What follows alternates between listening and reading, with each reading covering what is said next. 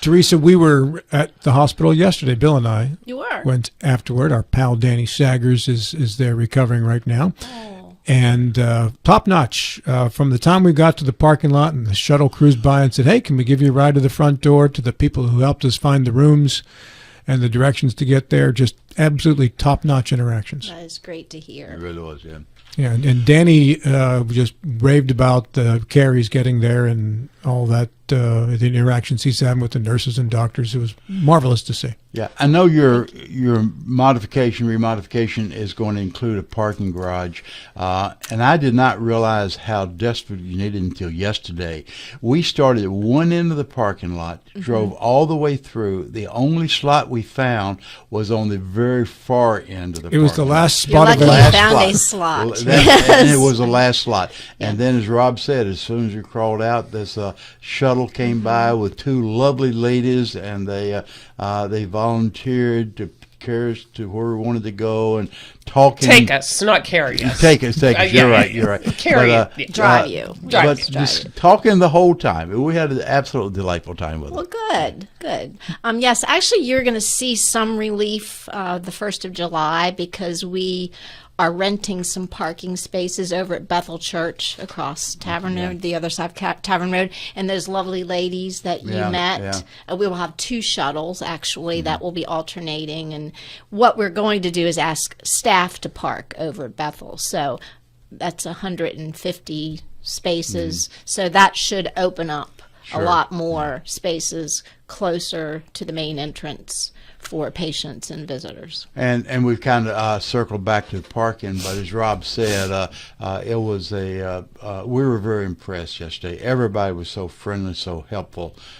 We got lost 2 or 3 times, but they were there to direct us in the right direction. We got where we were going easily on the way back. We can't turn around and figure out how to do the opposite of what you did on the way there. Men do have issues with directions. We're not Magellan. I hate to generalize like that, but yeah. That's It's right. absolutely accurate. Isn't it true? And we had 2 different thoughts where we're going. Rob had his thoughts. Mine was I was correct the You first were time more when I said correct the than I term was, right. yeah. And he said, my problem was there are no stars to navigate, so I was kind of disadvantaged.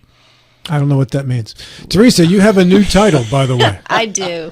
Yes. I'm now president of the WVU Hospitals East Foundation, so focusing just on the fundraising, philanthropic part of my former role. And we've hired a new VP of Marketing and Communications, Jeannie Constable. She will be here in September. I'll bring her and kind of pass the torch. She starts her job in September? She's actually already started. Oh, okay. She started the You just end mean of she'll be in April. studio in September? Yes. Okay, yes. very good. No, she's already on board and is doing a great job. And part of fundraising is the Bernie Hutzler Golf Tournament? That's a big part of That our was fundraising. this week? Yes, it was. It was on Monday. It was our 38th annual Bernie Hutzler Golf Classic. How did you do? We did great. Actually, we broke some records. It's the second time in the history of the tournament that we have raised over $100,000 in sponsorships. And last year, we sort of tied a goal of the year when Diane Daly was our co-chair at $88,000 net proceeds. This year, we actually blew that out of the park, and our stretch goal was $92,000, and we will exceed $92,000 in net proceeds. Congratulations. So very, very successful tournament. Couldn't do it without our committee. A lot of our contractors who are going to be working on our projects at both Berkeley and Jefferson Medical Center, the $260 million projects that we talked about and announced last month. So they have supported us. So it's just great to see we had 220 golfers. I always have the opportunity to go out and take the team photos, so I see everybody, and it was just a great day. People were ready for the warmer weather because, it's been as it was this June. I mean, the way it started out, it was just wonderful. And the Woods, of course, did a great job hosting us. Oh, that's incredible. The $92,000 will be used for what, Teresa? We're going to use it in several areas. We're going to buy some equipment for our Heart and Vascular Institute, for our emergency departments at both Berkeley and Jefferson. Our behavioral health unit needed some new window screens, so we're going to be able to support them.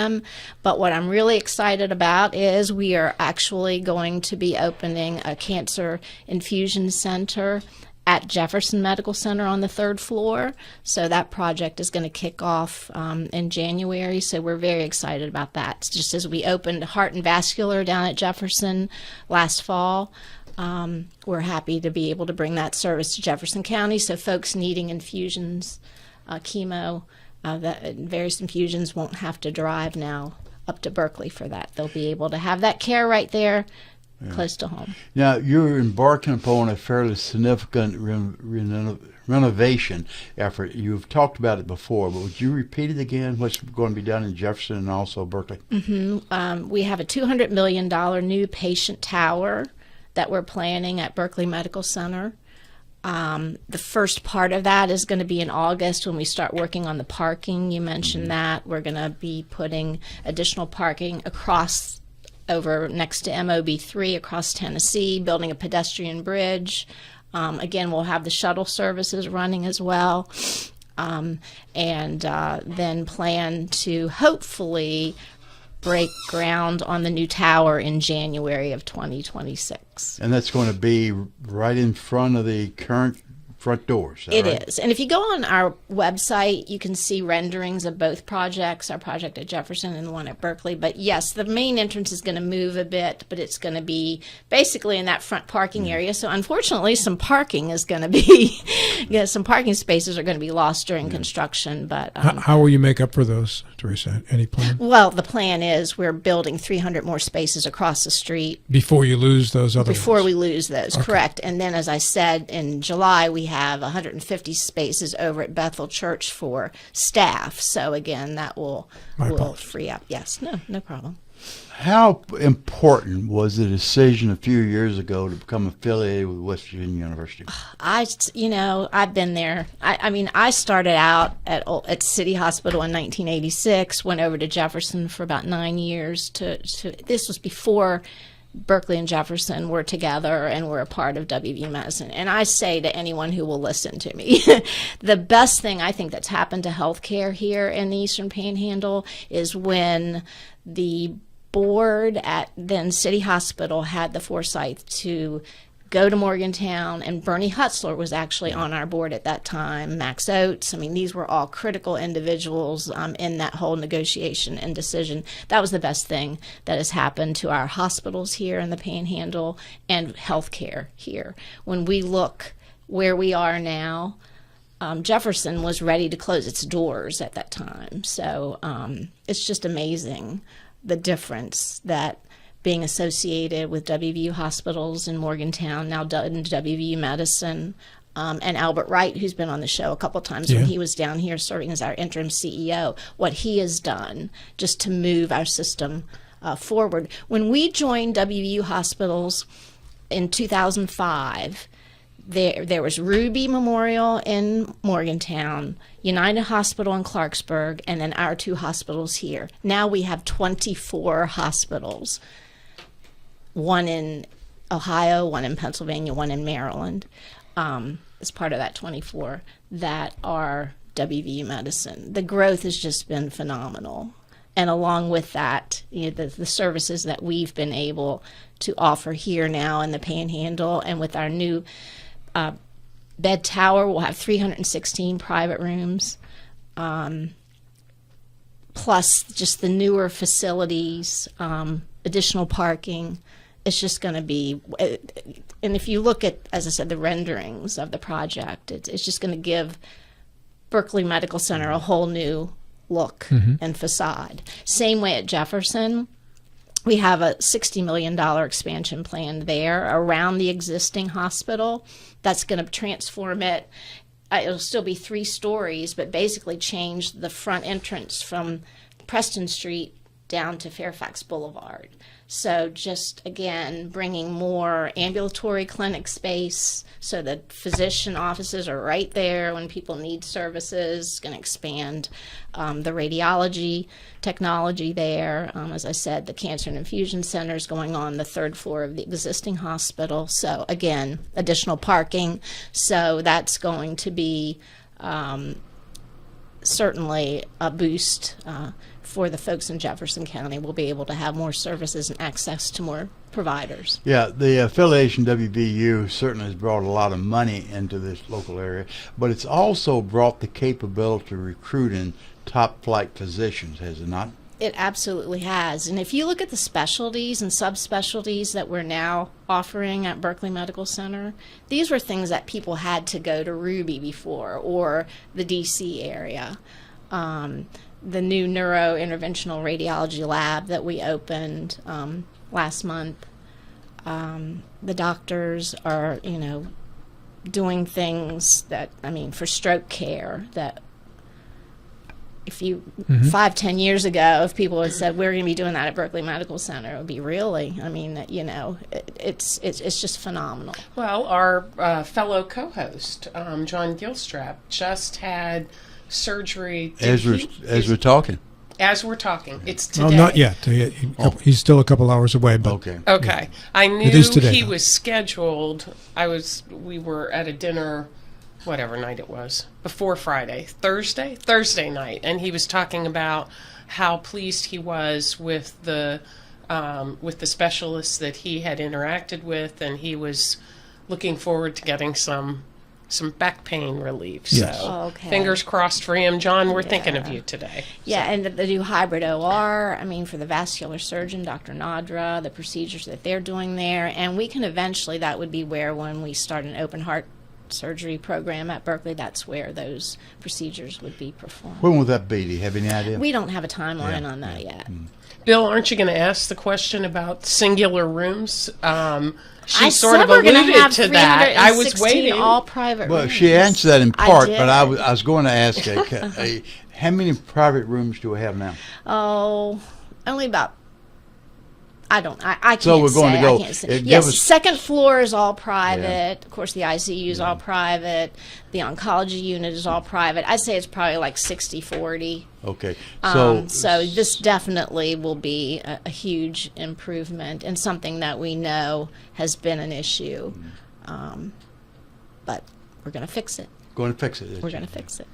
nobody wants to be in a room with another person sick beside you. Exactly right. You're feeling bad enough yourself, so why do you want to pick up their Absolutely, absolutely. Yeah. And the little curtain you pull across just doesn't No, it doesn't does do the not. trick. It But, does not. You know, So- it was Yeah. a different design many years ago. That, so. yeah, definitely was something that had been on our plan for a while. And now it's going to happen. Now it's going to happen. Teresa, as far as specialty care, not the physical building, but you've come a long way in a lot of different fronts. Where is the next area that you feel there is a need that you will be addressing? Well, I think we need to continue also to recruit, which we are, and focus on primary care, because your primary care physicians are the ones that take care of your primary care needs, family medicine, internal medicine, and then they also are the ones that are kind of the gateway to the system, and then refer to the specialists and subspecialists. So,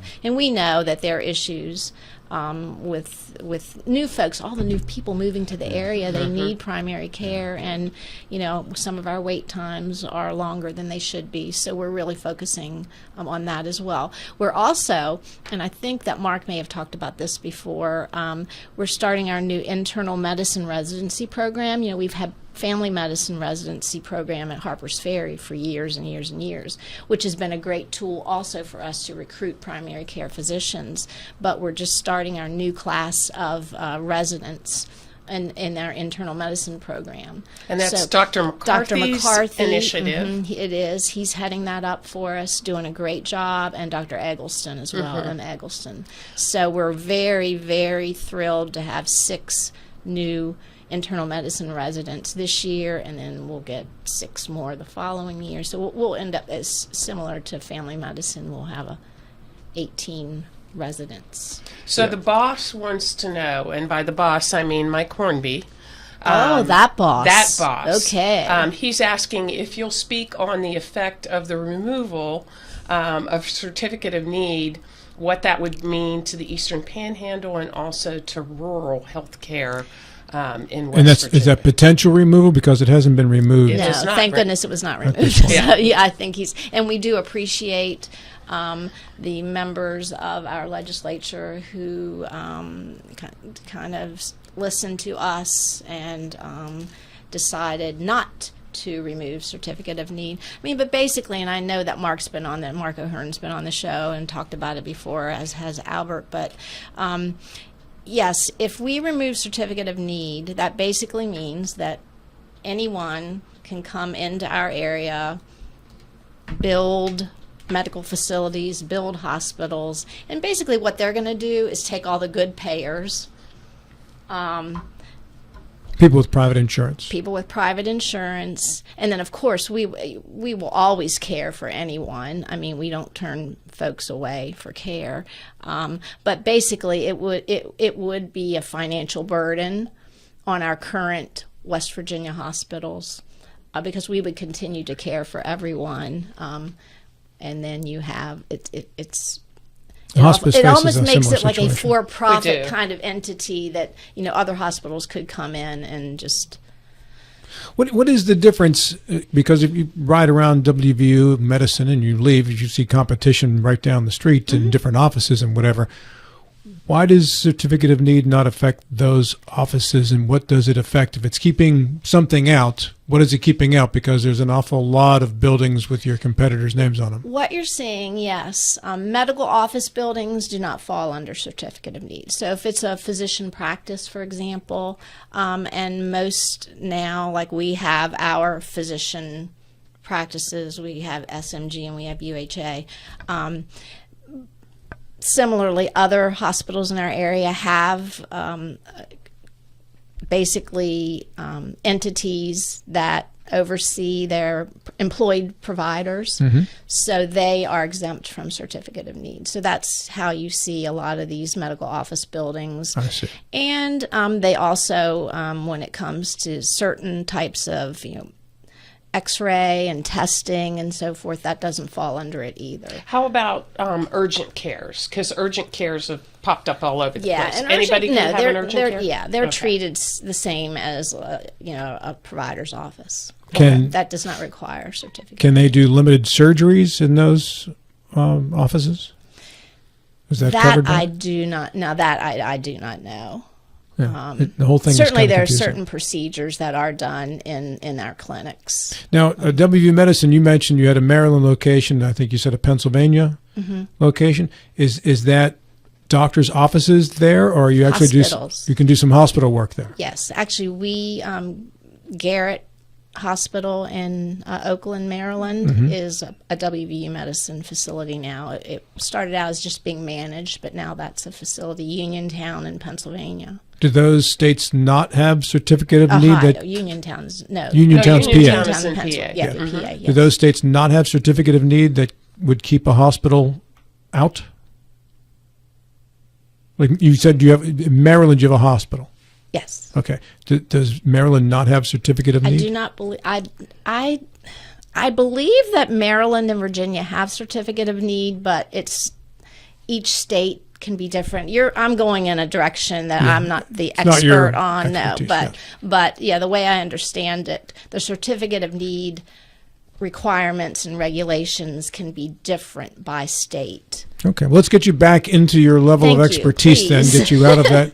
Yeah. But I can You're get welcome, Mike someone Hornby. on. Yes, I can. Yeah, please do, because that becomes confusing. But I do know that we were very, very thankful that certificate of need remains as of now in our state. One of our listeners has asked about allergists. Do we have allergists on staff here? Oh, again, let me check on that. I Okay. mean, I know that we have an allergist down at Harper's Ferry Family Medicine. He's not full time, but I know that's on our list of recruits. And somebody else asked about an ENT. Can you not go Yes, to an ENT? you can. for But I don't those think an services? ENT is an allergist. No, No, but no, people no. do oftentimes see an ENT for ear, nose, and throat. Yeah, I realize, but I'm thinking about, in my case, bee stings, and I had to go, and ENT would not address bee stings, whereas an allergist, you'd have to go to right. an allergist. Yeah. Yes. Back to the foundation, trying to get you back on your train track. I will double check on that because I know that we had that on our list of Yes. recruitment Okay, yeah. efforts, and I know we have, as I said, at least one part-time allergist. And you had one about WVU medicine. retired maybe 5, 6, 7 years or so ago, an allergist that was associated with the hospital. But as far as I know, when he retired, there's no one to Right. back him up. Sounds like Maria needs an allergist I today. need an allergist. Yeah. It's been a terrible spring for me. What other fundraising events will be taking place this summer? Our next fundraising event will be September 20th. That's our Frank Sabato, speaking of ENT and allergists, Frank Sabato Pickleball Classic. And that's the event that funds our scholarships, our Sabato scholarships. And that used to be the tennis tournament, right? It used to be tennis. And- This is the third year that we will be pickleball. And I think we transitioned just about the right time. Yeah.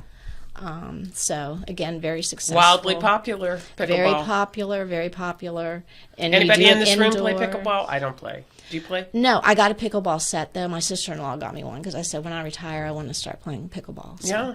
When you we'll start playing pickleball. Okay. We'll get on that This today. this is a match I want to see.